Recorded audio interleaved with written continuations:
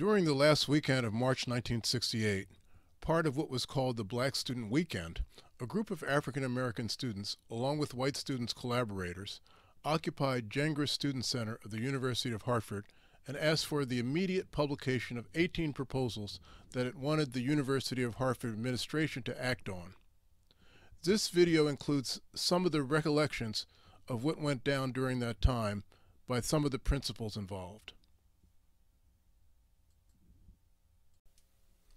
First up is Elliot Dixon, who today is an accountant for a real estate investor in Northern California. Then we have Paul Brito, who also lives in Northern California and is the owner of an independent insurance business. And then there's Walter Rap Bailey, a Detroit-based artist. Finally, myself, Angelo John Lewis, a life coach and consultant based in New Jersey. Paul Brito begins by describing how white progressive students collaborated with members of the Afro-American organization in the occupation. Please note that Walter Rap Bailey's face isn't shown on the video as he's dialing in by phone. When we started the takeover the campus, Gengras Union, we went to the white student population. We went to Jack, and he went to a guy named Jim Diamond, who at the time. I remember Jimmy, yeah. Remember Jimmy Diamond? Yeah, Jimmy Diamond. Well, right, because when we took over. He got married to Paul Mansell's sister at one point. Right, that's right. Oh, Jimmy Diamond? Yes. Yes. I didn't know that. Well, yeah, he hooked up with the Mansell. Yes, yes. Leslie Mansell. They're divorced. You know, they have kids. You know, that's very, because I didn't know, because you know, I didn't know Paul because he came after, but I knew John, his older brother. Yeah. Paul, John Mansell. Me and Paul are tight. Oh, good, good. But what I was getting to is that, so when we took over the building, we had Jimmy Diamond and his group with us. Right. So it wasn't just the black students. Okay, because we knew we needed the support of the community, the other university community. So we got Jimmy Diamond. We got I'm trying to think Theta Chi, the white fraternity. Because remember the brother that was with them? There's a brother that was. Yeah. What was his name? What was his name? Oh man, I know who you're talking about. He was a brother that was a member of Theta Chi. So we had Theta Chi, we had Jimmy Diamond and his organization, which was a student government. Okay, so we all took over the building. Granted, there was only about 15 or 20 white students, but the point is, they took it over with us. Right. I don't remember. They collaborated with us on that. They sure did. Collaborated on the takeover. Yeah, because we felt like we needed the white student. Because remember, Rap put the scare on one white girl so bad. This white girl was sitting on the couch. She was studying, and Rap came up to her and told her she had to leave. Now you gotta understand, Rap, big fro. That was scary, man. She was a little white girl, okay, Jewish girl. Remember now, one other thing, guys. At that time, the population of the student body, 70% was Jewish. Jewish, that's right. That's right. 70% of the population was Jewish, because we also, you know, on holidays we went. On Jewish holidays, we had days off and stuff because it was predominantly a Jewish school. But anyway, he put the scare in this one white girl, and I knew her. You know, I knew her, and I came up there with her, and I said, Rita, I said, you know, listen, I'm just asking you, okay? Why don't you go ahead? You know, Rap ain't gonna do nothing. He ain't gonna hurt you. But he put the fear in her. He put the fear in her. But you know what? The girl didn't leave, and she hung in there right there with us. Good for her. Yeah. No, see, so because like I say, Jimmy Dime, some of the white students were right there with us. Anything we did, there were a couple of them we could depend on. Right. You know what I'm saying? That's right. A couple and Diamond, some of the students from Theta Chi, some of the fraternity brothers from Theta Chi, this white girl Rita, a couple other white girls. Couple white boys. Jimmy Odell lives in my town. There was a white boy from Philly that was with us. His name was Teddy. Teddy was he's from South Philly. He'll tell you in a minute. He's from South Philly. He had glasses. Okay, that the white boy was always with us, always, and he was from South Philly. I'm trying to think of Teddy's last name. You forget something. But see, that's why I said, man. Yeah, you have this photographic memory. So Elliot, I don't remember half the stuff you mentioned. So either do I. Elliot, since you were the president of the organization, at some point. Well, anyway, it was after Paul or before Paul. I don't remember. What do you remember? Yeah, I don't remember much of it. The sequence. That's why we got 4 of us. But what do you remember about the whole thing with the proposals and taking over the building and the organization and the 7 brothers? Just run it down. What was your recollection of that? Well, I must have forgot a whole. I don't really even remember the takeover really of such. Maybe now I get more clear because there was a lot of white folks involved. So maybe that's why I don't remember a whole black takeover.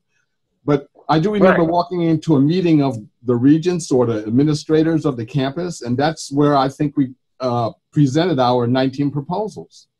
Yes, that's correct. In Davis Hall, there was a little meeting room there. They were having a meeting at that time, the administrators. I don't know if these were called the Board of Regents or what their title was. It was the Regents. Basically, just stormed in there, in the middle of their meeting and circled around, freaked the hell out of everybody. And whoever our spokesperson was, it was probably Sam Schley, maybe it was Paul, who read the 19 proposals. At that time, it was Sam. It was Sam who read the proposals. Right. And then we just all peacefully circled back out and walked back out. That's right. And we went someplace else to convene. But that's kind of all I remember myself of what happened that day. I don't really remember like a takeover.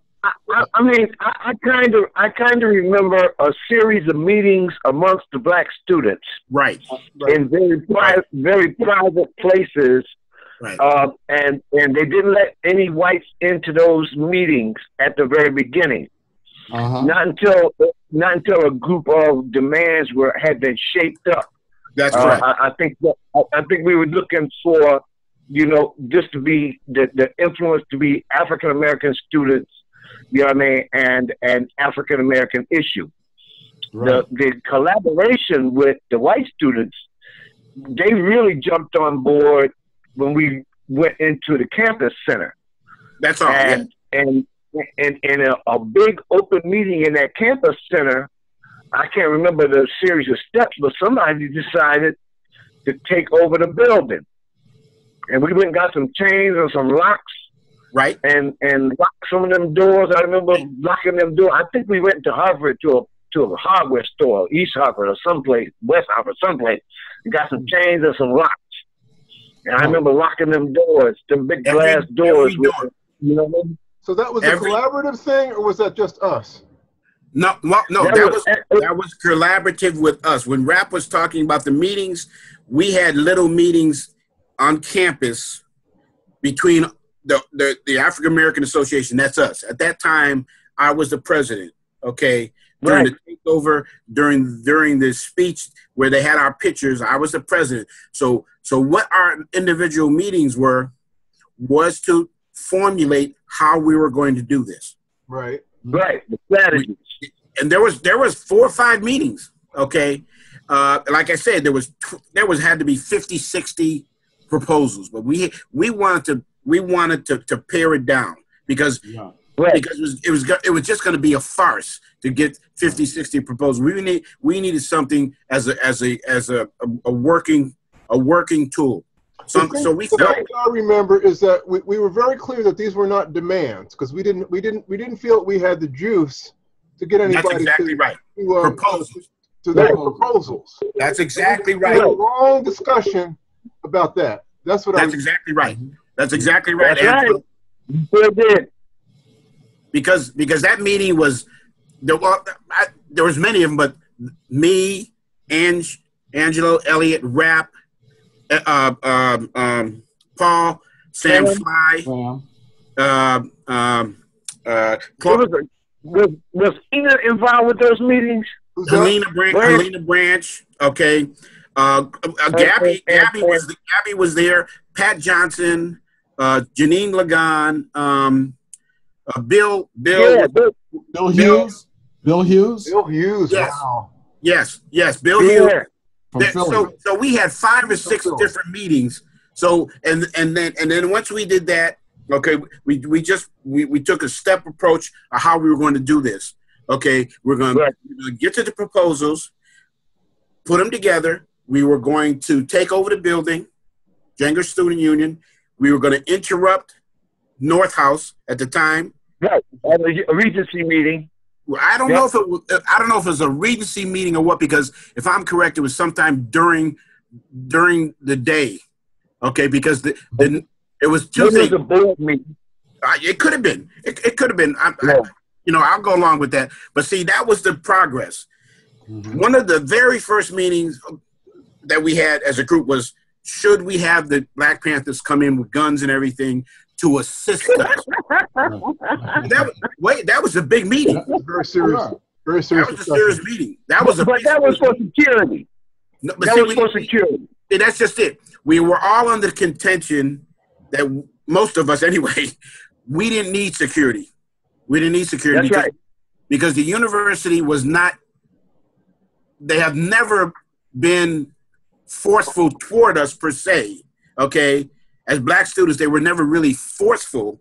They, on the contrary, I found President Woodruff. He was trying to get the students together. We'd go over to his house and have picnics and stuff like that. Okay, you know, the group of us Black students. So that, you know, he would hold meetings with the group from Hartford and Waterbury. Okay, he would hold meetings with them. So that wasn't a problem. That wasn't, so we didn't need the Black Panthers to quote be our guard. We didn't need any of that stuff. Okay. So the piece that I'm curious about, and maybe y'all remember, I don't remember the taking over of Jengris at all. But the question I want to ask is that, was that a collaborative decision, or was it just us? Meaning, it was collaborative. It was collaborative because we had Jimmy Diamond, right, who brought his little group of student association members that he could depend on, and then there was 1 or 2 of the fraternity organizations had a couple of their brothers there. So in that instance, we're talking about 30 Black students and maybe 15 or 20 white students, and then they, as Rap said, they got chains and everything, and chained every door that you could possibly get in or out. Yeah. Okay. So, and then at that point, when the university agreed to talk with us, that's when we gave them back to the student union. We went to the North House, gave them proposals at that time, and then the day or so later, that's when you saw the other picture of us at the union, at the student union, talking with the university body, the students, teachers, Hartford people. Okay. Yeah. Because that whole area, it was packed. It was packed. I think Wilbur Smith was there. Yep, Wilbur was there. The place was packed. The place, I mean, literally packed. Okay. And that's where the 4 of us was in the front there taking questions from them. So somebody would ask. I think the pictures, man.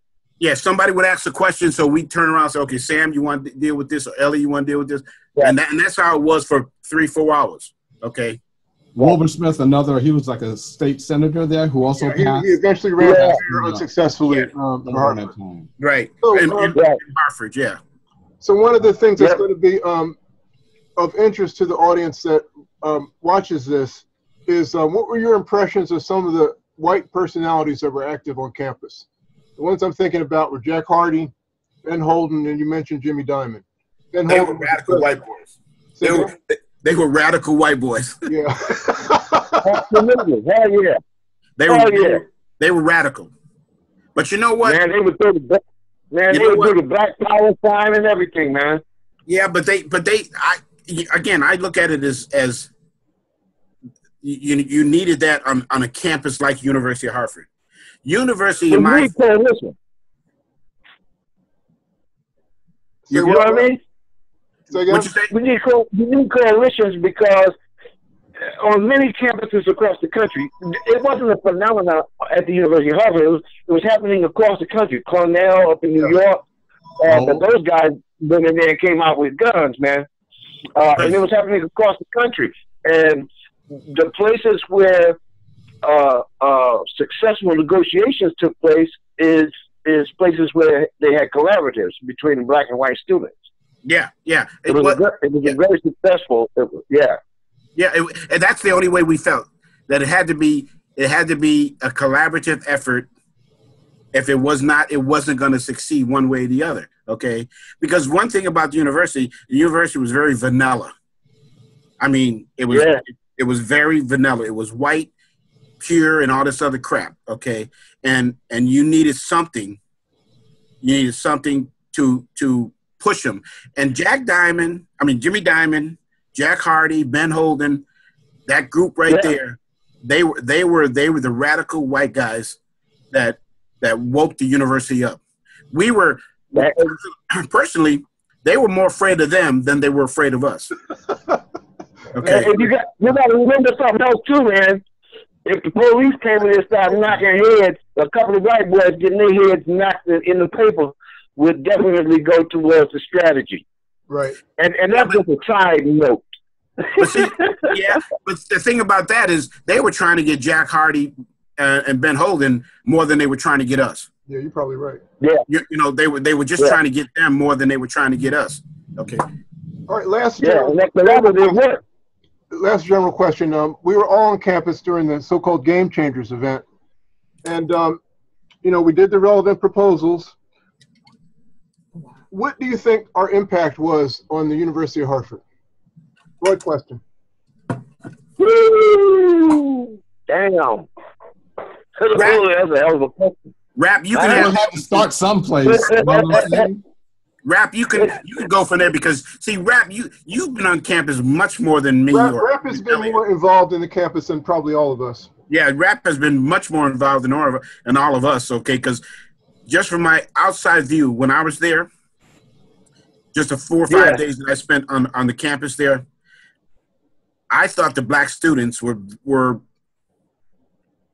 far less involved than we were. That was my 4 or 5 day perception. Rap, you can go from there. Look, I think you put the whole thing in a nutshell. You know what I mean?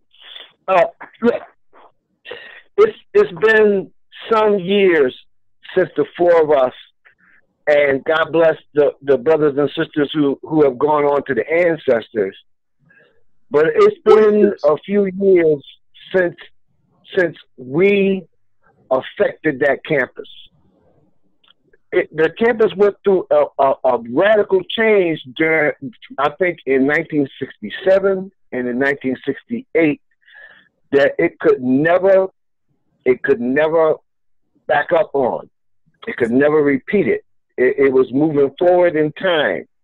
And the African American student, be they from another part of the country or be they from the African American community, came together and many of us radicalized each other.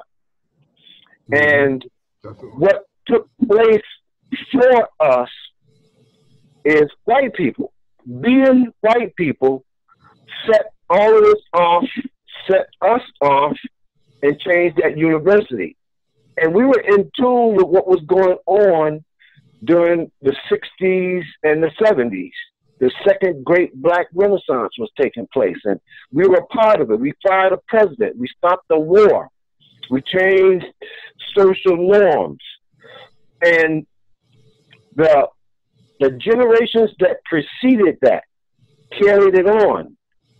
Now, I get the same feeling Brother Paul did, and I'm pretty sure some of you, Elliot, Angelo, you gotta be able to see it because I don't think they respect the dorms anymore. Du Bois, Malcolm X, and Martin Luther King. I don't think they respect that anymore.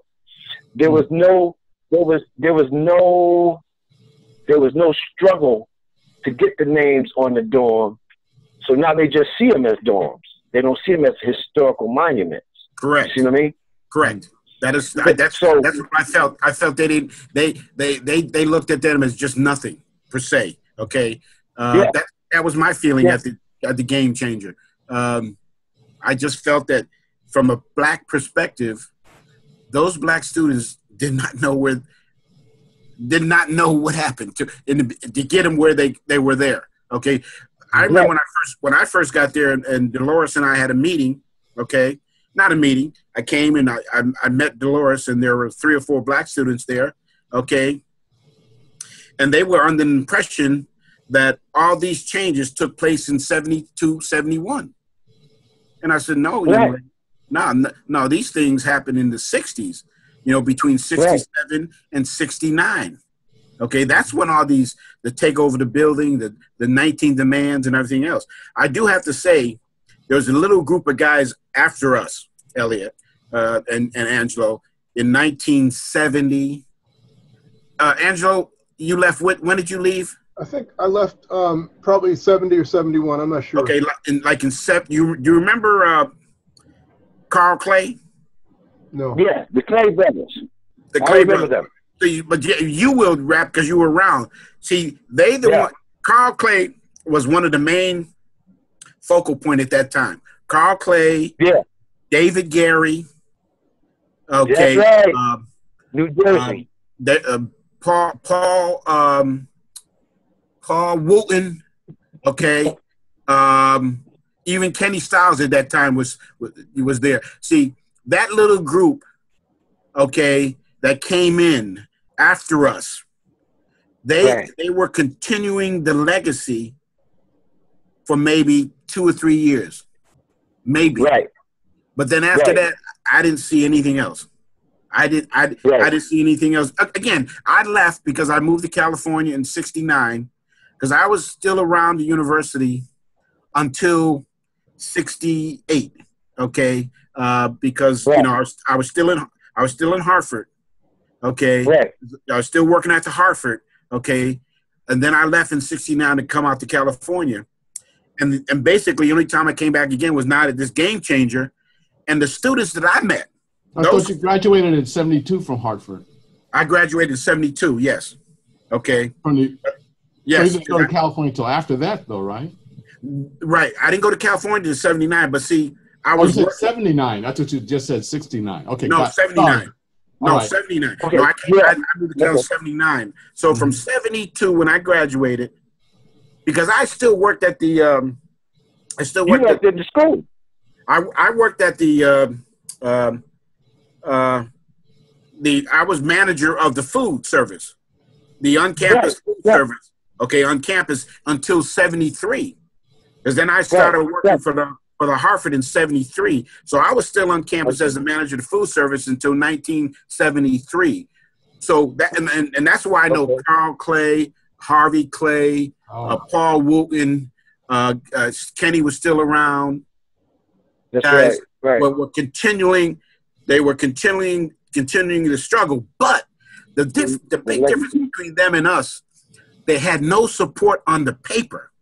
This is where, in my opinion, Jack and Ben helped us because they gave us an outlet for Elliot, you, Angelo, Sam, to put your articles in that paper.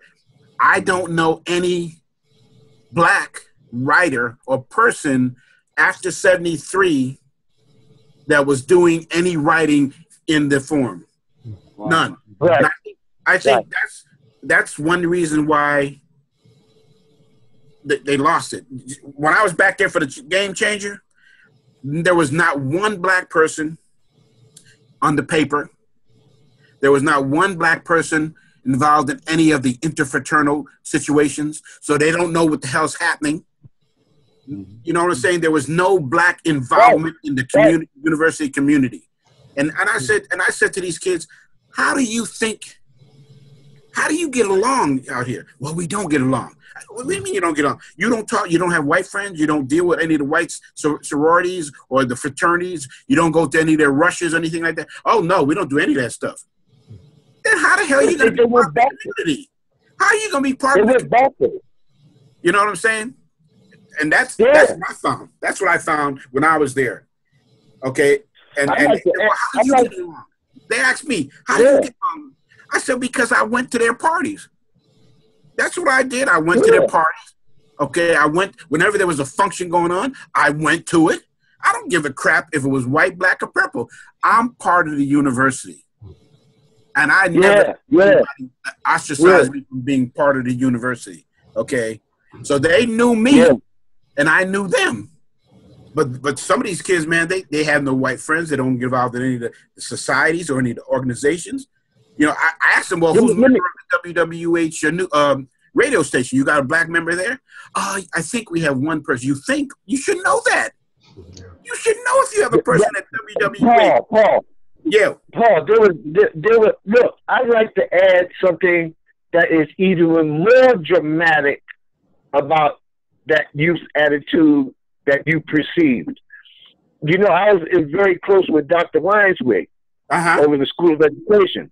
And for over 10 years, man, they used my Detroit Public Schools curriculum package at the University of Hartford School of Education, man. It was called Art in Urban America or something like that. And I would come back every year and lecture to his class. And he was deeply concerned because the African Studies Department lost its African American administrator. And so when that African American administrator left, the African Studies program was floundering. And the school was considering dissolving it. And they went to these students and asked for help. Look, this is what's getting ready to happen. And they didn't get that help. And the only way that studies program was saved is this white guy took it over. A professor, I can't remember who it was. And Dr. Weinswig said the guy took it over because he didn't want to see the African Studies Department dissolve. Now, I don't know what has happened to that issue because I got busy with my artwork in the last 3-4 years. And I haven't had much room to move, you know what I mean, in a straight through the last 3 or 4 years. But that was an issue that I didn't find out until after the Game Changers thing. I didn't know that the African Studies Department was almost gone, man, and it might be gone by now. Yeah, see, I again, not being around, I don't know, okay? But you know what? Let me not forget the other white dude that was involved, Michael Steiner. Michael Steiner, right? Oh, yeah. Yeah, we can't forget him. Yeah. He was at the Game Changer there. Yes, he was. Michael Steiner. Yeah, so I can't forget Michael because he was involved. He had his little clique, and they were part of the Jimmy Diamond clique. Yeah. Okay, so they were there. Right, but they were offshoot. Yes, and then of course you got the Clement brothers. I don't know if you guys know the Clement brothers. Yeah, Bill Clement. Oh yeah, I know them. They were twins. They were twins. They were involved with part of our situation. You know, they were always with us. Right. Because Clement brothers, Rita, let me see, there was 2 other girls that they all hung together. And that was that group that was assisting us. Okay, but no. The Game Changer, I tell you, Angelo, I don't know if Elliot, you got the same feeling, but they didn't express their values to the university. Yes, there are a lot more minorities on campus, a lot more minorities, but you know what got me so concerned, concerned is I'd ask one of the black students and says, well, and there were 3 or 4 other black students walking down the street. I said, do you know those people? No, I don't know them. But they're black. Yeah. But you know what, man? They're part of that they're part of that generation, man, that didn't retain the values. They didn't retain the philosophy. They didn't retain the spirit. it's like, let me give you a quick class example. I was going to the store the other day, and there was a senior lady walking up to the door. On my left and on my right, there was 3 young black dudes. And 2 of the young black dudes stopped to talk to each other, and the third one walked up to the door, opened the door, walked in, and let the door go, and the sister was reaching out to get the door, the elderly. They have lost the sensitivity to the struggle. It's like they inherited an easy way to go and just left it. They just left it. Wow. And it's not just a reflection of the University of Hartford. It's across the board. Well, yeah, see, that type, I understand. But the game changer with college-educated students at a university, okay? That's what made me so fearful, is because they've lost sight of everything. And they're on the college campus. Yeah. They've lost sight of everything. And there was no communications, okay? You know, there was no wanting to know their other students. That was really, that really concerned me, okay? Because there was other black students that they knew were on campus, but they don't know anything about them. Just like the black athletes, the women and the men, or whoever they were, they don't know them. I asked some of these black students, I said, well, do you get the boys basketball team involved, the girls basketball team involved? They say, no, they stayed at their own selves.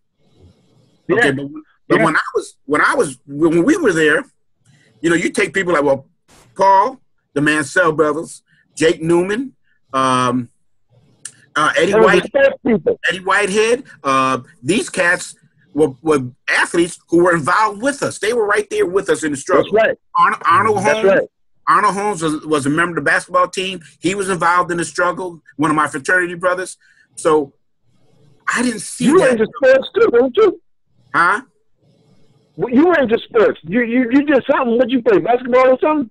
I played both basketball and football. Yeah, I both played basketball and football. Okay. Yeah, there you go. So that's all I'm saying, Ellie and Angelo, is that what I've seen, and I've seen the students lose that perspective. Mm-hmm. The spirit of the movement. I you know, it's not like it was before, but the point is, you gotta think and want to make things better. Okay, but right.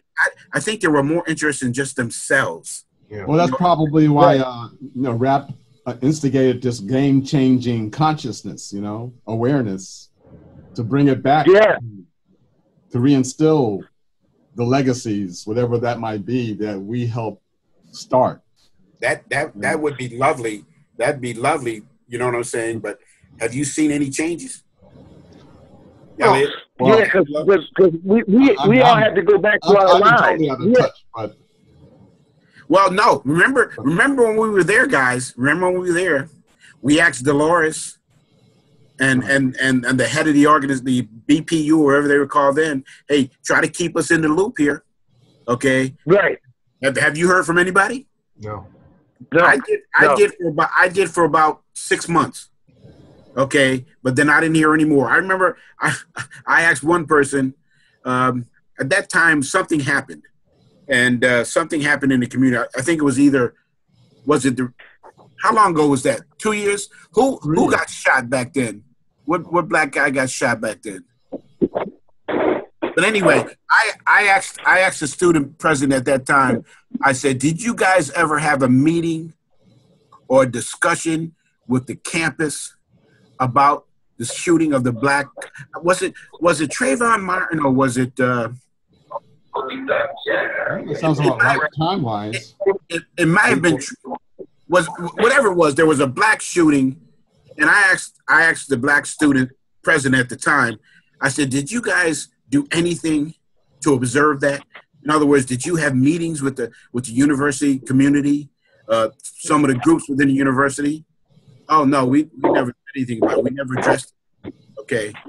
And see, and that was my big thing. If you don't address things like that, then you're never gonna have a good environment for anybody at the university. And that was what I felt the present student at the black student at the university they lost something, and the question is, like, I don't know how to get it back. You know, I don't. You know what? I'd like to add to that, Paul, because I remember when I first arrived on campus, the university was like an island. You know what I mean? Even though you were from Waterbury, other than those 10 scholarship students, I didn't recognize anybody from the Hartford community there. There weren't. So you see what I mean? So the university was like cut off from the world around it. That's right. It appears as though today the African American students are just like that, man. It went back to a separation between that school and the community. I agree. I agree. You know what I mean? And there's a universal saying: "What goes around comes around." Yeah. And so maybe these are cycles of the universe that causes new movements to jump up. Yeah. That causes new leaders to appear. You know what I mean? That's possible. Remember Angelo and LA when we were back there, and some of the meetings that they had. Okay. And I know I went to like 3 of their meetings. They were having separate meetings, so I went to 3 of them. Right. They meaning who? They meaning who? At the Game Changer. At the Game Changer. Yeah, a couple years ago, right? Yeah, at the Game Changer. Yeah. Okay. Rap just made a point that was very good. Okay. And that was a lot of those students did not go into the community. Right. They didn't go into the community, whereas, you know, I know when we were there, we were in the community. I know I was in the community because I was still involved with the Upward Bound program.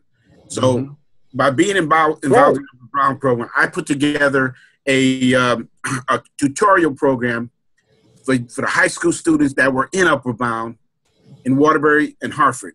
And I brought some of our college students to the respective high school spots and have them tutor the kids. So I was still involved with the university, okay, because during the summer I was a counselor in Project Upward Bound. All my years at the university during the summer through Upward Bound, I was a counselor there. So for 10 weeks out of the summer, you know, we had my first 2 years we had Upward Bound at the university, and then my last 2 years we had Upward Bound up at Governor Dummer Academy in Massachusetts. So so for me, I was still involved with the community.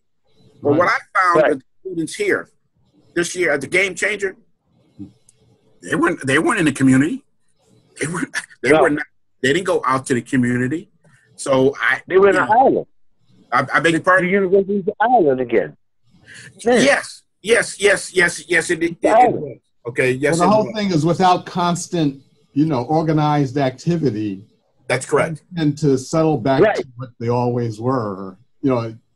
All right, guys, I default to the lowest common. I want to wrap this up because I got other things I got to do. But okay. You know, for me, I think that we accomplished something.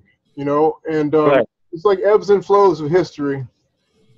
And you know, hopefully there will be. I don't know if there'll ever be a group quite like us, quite honestly, at that place. No. You know, times change with the demands of time. You know, new leaders arise, and I think for our time, you know, we did arise. We did our thing. And, you know, it's not up to us to keep these generations. It's up to somebody else.